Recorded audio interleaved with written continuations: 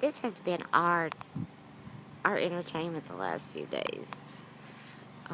My daddy built us this birdhouse, and there is a bird family apparently in it, and Abe Lincoln knows that. So every day when he comes outside, this is what he does. He sits at the bottom of the birdhouse.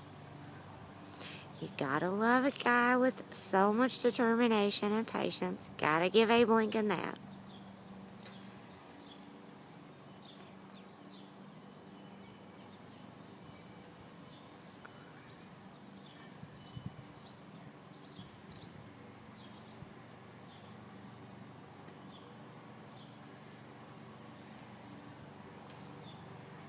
Just a little bit bigger than you, buddy.